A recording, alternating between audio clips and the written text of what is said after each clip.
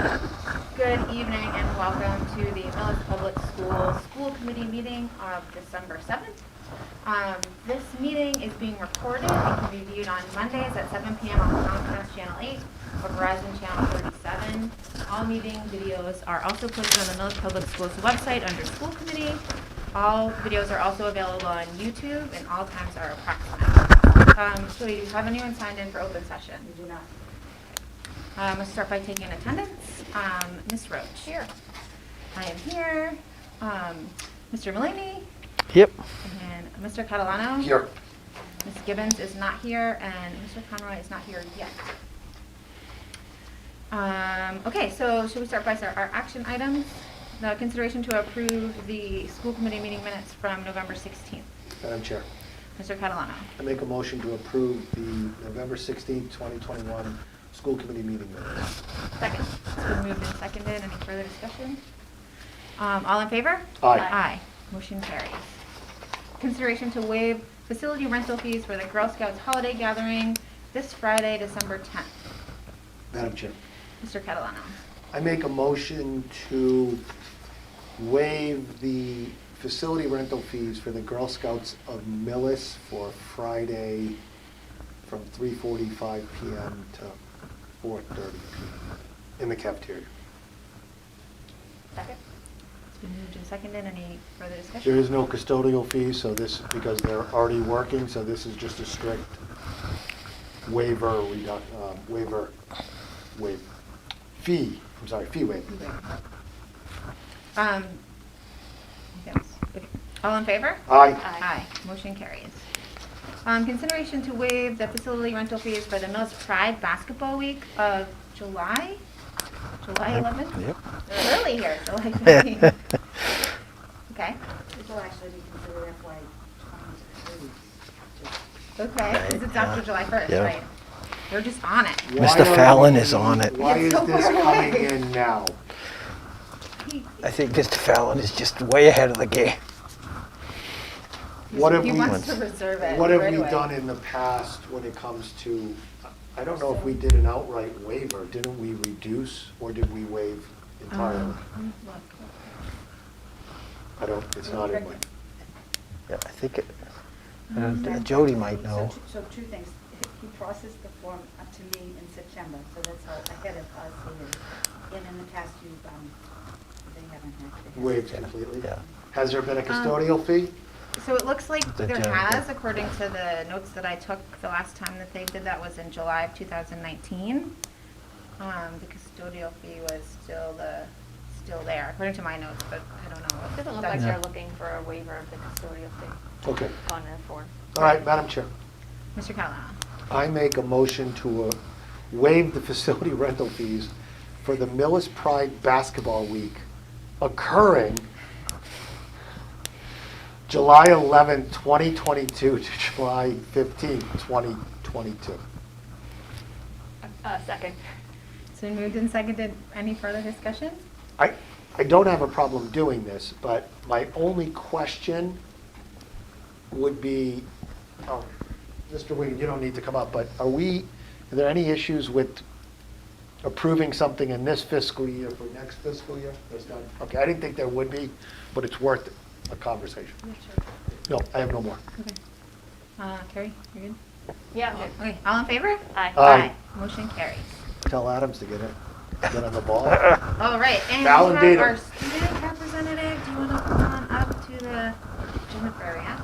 Up to the podium here.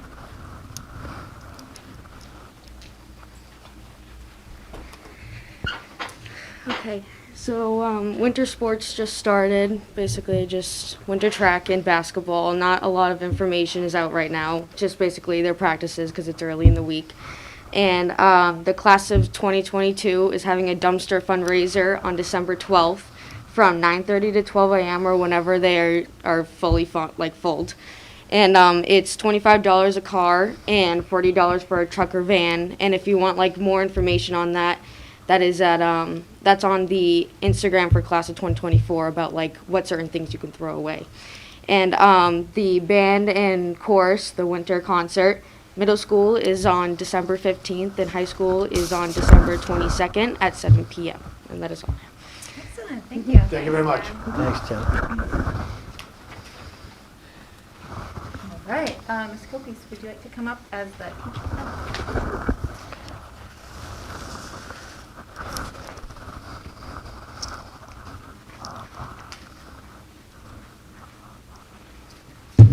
Good evening.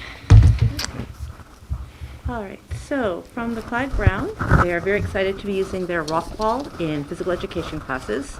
Indoor rock climbing is one of the fastest growing physical activities today. It simultaneously develops coordination, strength, flexibility, and cardiovascular fitness. Additionally, important life skills like problem solving, goal setting, perseverance, inner confidence, and patience will be learned. Chief Sapphire and his service dog Bruno visited the preschool students on November 22nd. Bruno is a Great Dane who is trained to help support individuals with mobility needs. The preschoolers enjoyed the visit, and they all learned something new about service animals. There is a toiletry drive going on at the CFB for the Millis Food Bank. They're looking for liquid soap, bar soap, shampoo, and toothpaste through the December break. At the middle school, author Sharon Draper will be visiting finally on this Thursday. It'll be a virtual visit, and they'll be discussing her newest book, Out of My Heart.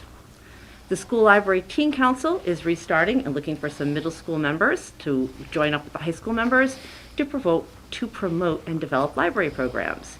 And the new WIN block cycle started yesterday. Every 6 weeks, the grade level teachers analyze student performance and mastery and move groups into targeted WIN classes for remediation, intervention, extra practice, and extension activities. On grade level news, the grade 8 Spanish classes have been practicing speaking and listening while using vocabulary related to household items while playing Pictionary. And the grade 7 students have been collaboratively planning, designing, and budgeting for and building bridges in science class. At the high school, we have picture retakes tomorrow. The National Honor Society induction will induce, I don't know if that sounds right, 33 seniors on December 20th at 6:30 p.m. The first JED Foundation Initiative Survey will be on December 15th during advisory. The Smash Brothers Club has started up again. It actually started today, and Mr. Neville and Mr. Howden oversee that group. Aiden Mahoney, who is a junior, was selected as Artisonia's 10th to 12th grade Artist of the Week for November 28th through December 4th. He received a plaque and a $50 gift certificate from Blick Art Supply, and Mrs. Haggerty received a $100 gift certificate for the art program here at the high school as a result. Becky Lizon, Yep. Lizon, the TIES coordinator and transition specialist, would like to have hosted a thankful feast prior to Thanksgiving break, which included their peers from the Medfield transition program and ended with a thankful Zoom with friends and family. Several of the students have been busy filling out job applications and going to job interviews at various businesses within Millis and surrounding towns. And an internship with the Millis Police Station began recently. During the month of December, the students will be doing various projects to give back to the Millis community. And Miss Ziemba's AP US Government class will get a visit from Senator Rebecca Rausch on December 9th. The senator will be talking about the campaign and the election process and her own personal experiences, along with taking questions from the students. That's about all I have. Thank you. Thank you very much. Thank you. I also just would like to point out that this weekend we had the Nutcracker on Ms. Coppice's 14th show? 13th. 13th show, lucky 13. And just I'd like to, commend Ms. Coppice for the job she does with that. It's outstanding, and it's turned into a great community event celebrating the holidays. Thank you. I appreciate Good job. that. Thank you. Have a great meeting. Yes, you. Thanks. All right, no time in learning, it looks like. Not this evening. Okay. So now on to the chair report, metrics for unmasking. The health and safety meeting was today. We did. We met today. At this point, this is in the superintendent's memo, but I'll share this. The high school, based on just students. No, is that students and staff? And high school staff, yes. Based on students and staff is at 83%. Okay. Middle school is at 60%. We don't have any of the grade 6 information on vaccines. Correct. Relatively new. So that number could go up. So overall, the middle school, high school, when you combine grade 6 and the staff, we're at 71.89%. So we're not at the 80%.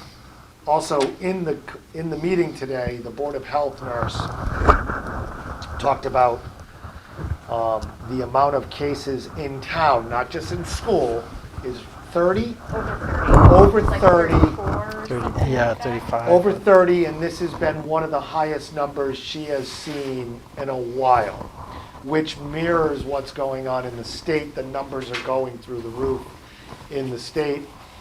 There was no conversation whether this is not Omicron. How do you say it? Don't look at me. Omicron. Omicron. It's not Omicron. This is just it. So we are. This is potentially the start of something, the post-Thanksgiving holiday. So this is what happened last year, right? It was right around the same time. So we're if we're looking at the middle school, high school, we're at 72%. So we're not close to the 80%. So that was it. And then there have been a couple cases this week. Mm-hmm. Yep. Mr. Mulaney has been busy with his form letter, and there's been some close contacts. So we're not out of it. We're not in a horrendous place yet, but we are definitely something to keep an eye on. Is that fair? Yes. Anything to add, Bob? Anything?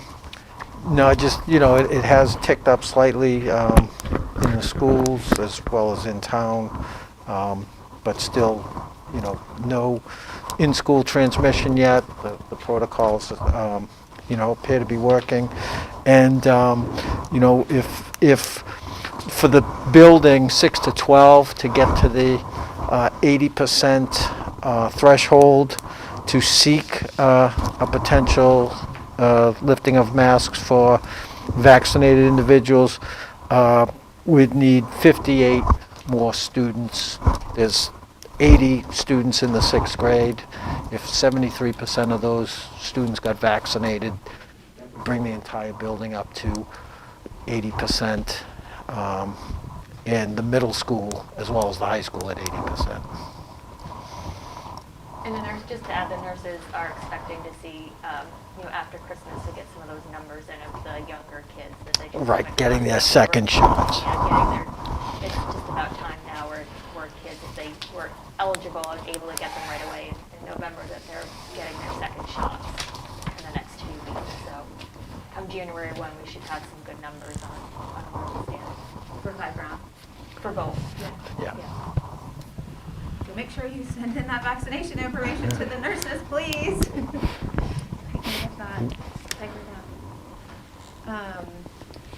Did you want to talk about athletics? Yeah, and just, I think we might have discussed it at our last meeting, but just a reminder, with winter sports starting up, as Jen mentioned, the MIA rules are that for athletic contests that are indoors, just like they did in the fall with volleyball, everyone's masked, irrespective of their vaccination status, and that, if we were to reach the 80% threshold in the schools, and the school committee did approve vaccinated individuals not wearing masks in school, they'd still have to wear masks at sporting events. So, sorry I'm late, I think we have to either be a little bit more diligent on enforcing the athletic masking thing, or acknowledge that we're not really going to follow it. Literally, I just walked down here from the gym, and it is not being enforced. It's not being enforced by game officials. It's not being enforced by this isn't just here in our coaches and our teams, but the simple reality is that across the board, I've been to a number of high school games in the last 2 weekends. The masking thing is not happening. Mm-hmm. They have them on, but they're literally walking on the court with them under their chin.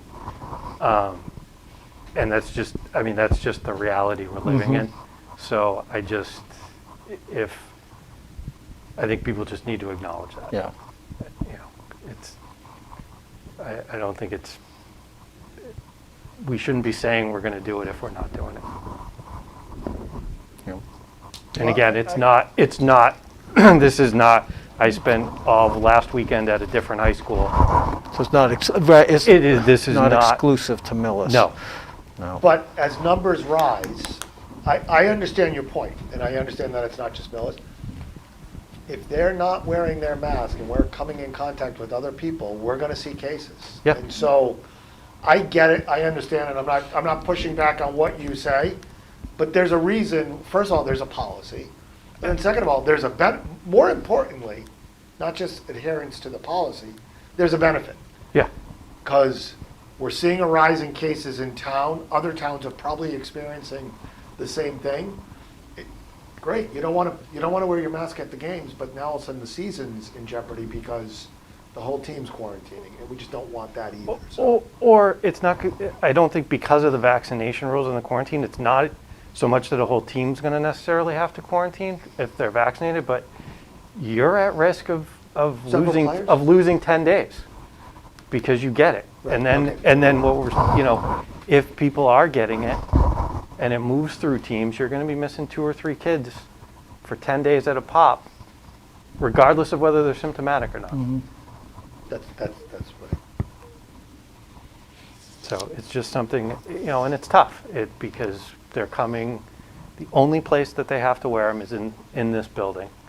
And they're coming out of, whether it was outdoor sports in the fall where they didn't have to wear them, or even indoor sports that weren't school related, you didn't have to wear them. And now, now they're supposed to wear them. And I think to Steve's point, it's been one thing the last few weeks where cases have been relatively stable, low. We're seeing this uptick. There's legitimate concern of why we need to kind of double down on it now.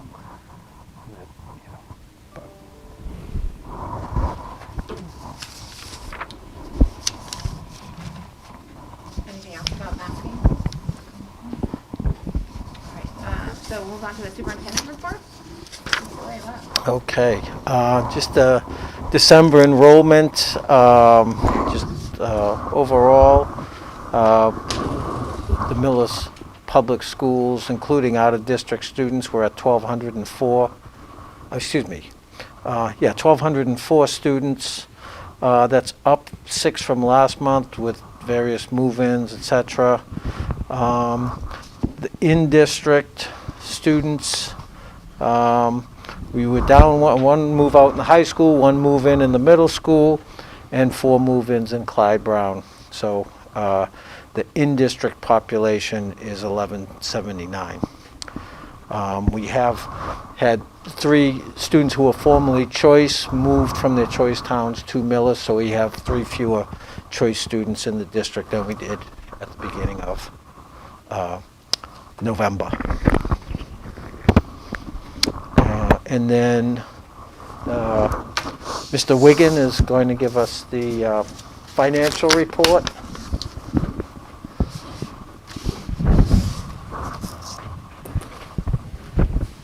Bear with me.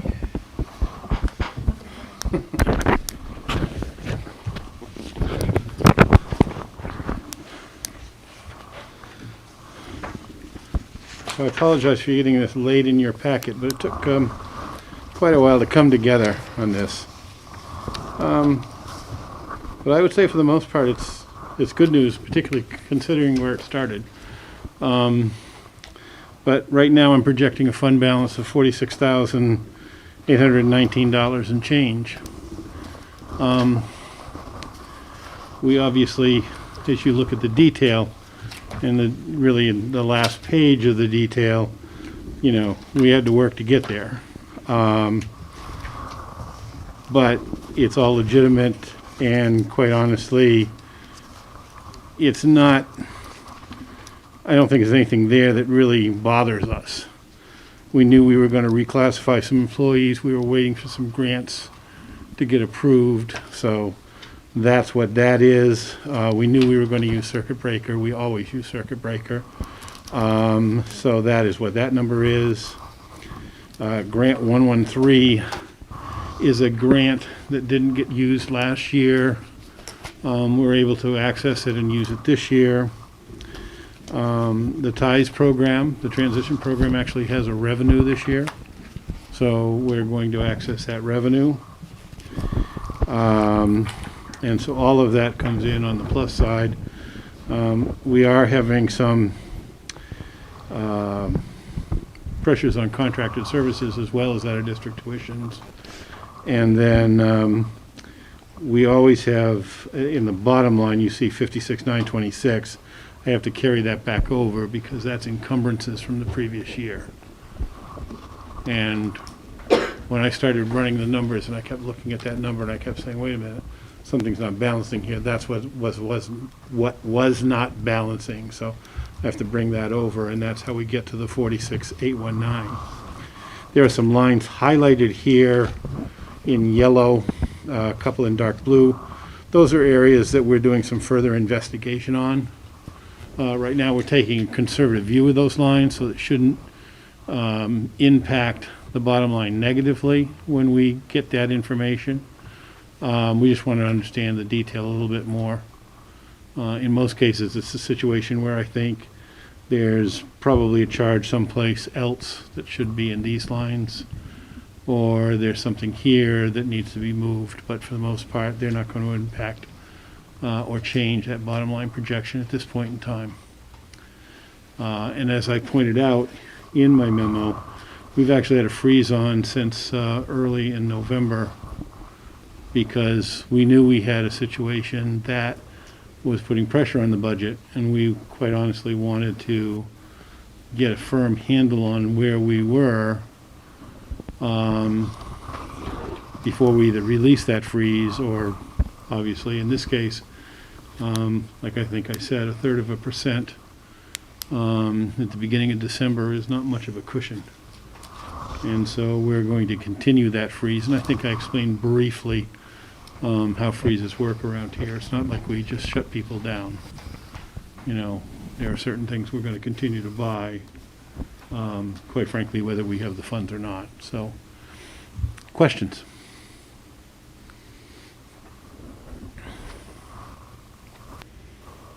I'm good. Yeah. Thanks, sir. Thank you.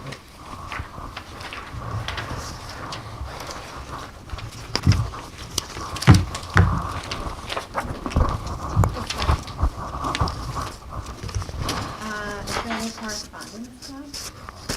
I don't believe it. Jody, is there any correspondence? No business. We're going to. Actually, Madam Chair? Oh, yeah.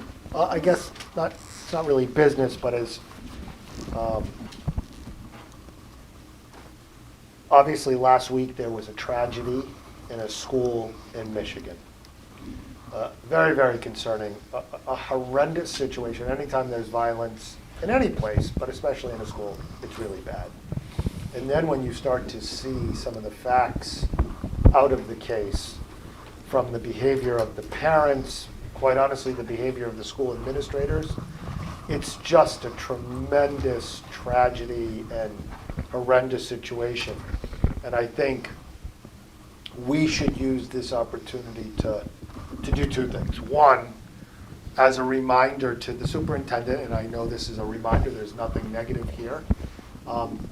Anytime there is a concern about threats or violence or weapons, we need to work with our partners at the Millis Police Department, right? In fact, we updated a policy several years ago.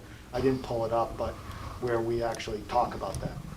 I think it's important that people realize that just engaging the police doesn't mean someone's being arrested or there's criminal charges. It's more about how do we mitigate, before we mitigate, how do we assess whether there's truly a risk? How do we mitigate that risk, and how do we manage that risk? Because the police have information that we don't have, we being the schools, about what's going on in other parts of this person's life. So I don't think engaging the police should be seen as a negative. I think it's important, and also I would like to take this opportunity, and Mr. Mulaney and I have had a couple conversations. We should formalize our threat assessment process in the creation of a team. We've had this conversation in the past. I think we should start to look at that and start to look, how does that look for Millis, right? Because it's different in every jurisdiction, but once again, none of this is directed at anything that we have done. I think we have a great working relationship with the Millis Police. It's been a while since I've been to a safety committee meeting, but there's a good conversation. The right people are in the room talking about these issues. And I just think that you look at a situation and say we should probably take this as an opportunity to kind of pull back. And we've been focused on COVID and focused on keeping kids in school. And this is a slap in the face and say, what can we do? How do we prepare for it, right? And hopefully we never have to use any of our preparations. So that's just, I wanted to throw that out there. And I certainly agree. A situation like this always makes you reassess. Certainly we'll do that. And we are very fortunate in Millis that we do have a good relationship with the police department. And our school resource officer, Dale Bickford, is an integral part of both buildings, and he's there every day. And the idea, I think, a threat assessment team is a good positive step for us to take to continue to be on top of these type of situations. That was it. We're going to move into executive session. Madam Chair, Yeah, Mr. I make a motion to adjourn to executive session for the purpose of contract negotiations with union personnel, not to return to open session. Second. It's been moved and seconded. This is a roll call vote. Ms. Roach? Yes. Mr. Conroy? Yes. I am also a yes. And Mr. Catalano? Yes.